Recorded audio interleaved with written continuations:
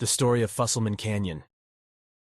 It makes me wonder how many people in the El Paso, Texas area, as they drive along the east side of Woodrow Bean Trans Mountain Road, Loop 375, through the Franklin Mountains, are aware of the name of the canyon they're traveling through, and an event that occurred there over 130 years ago, giving that canyon its name. Well, here's the story. The canyon is named Fussleman Canyon, after a Texas ranger named Charles Fussleman.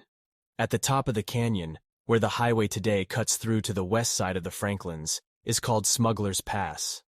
Long before the highway was built, Smuggler's Pass was just a low pass between North and South Franklin peaks, getting its name from numerous cattle rustlers who periodically stole cattle from local ranches in the Tularosa Basin, east of the Franklins, drove them over the low pass in the Franklins and hid in the bosques near present-day Canutillo. On the evening of April 16, 1890, local rancher John Barnes discovered that all his horses and cattle had been stolen by a band of rustlers and were last seen heading up the east side of the Franklins towards Smuggler's Pass.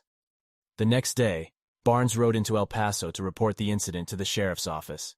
Sheriff Frank Simmons, Texas Ranger Charles Fussleman, and El Paso City Police Officer George Harold rode north of town and up the canyon toward the Smuggler's Pass, hoping to catch the thieves or at least identify them. As the three lawmen approached the top of the canyon, they encountered the outlaws' camp, and in an attempt to arrest the rustlers, a gunfight broke out.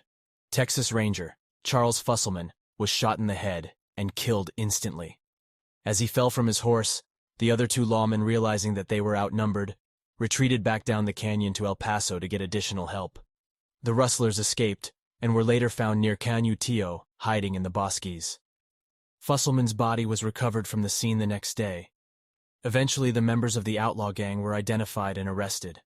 The gang leader, Geronimo Parra, was arrested, tried and convicted of Fussleman's murder, and was hanged on January 6, 1900, in El Paso. Afterward, the canyon has become known as Fussleman Canyon, in honor of the slain lawman, and the cut where Woodrow Bean Trans Mountain Road passes from the east side to the west side of the Franklins is still known as Smuggler's Pass.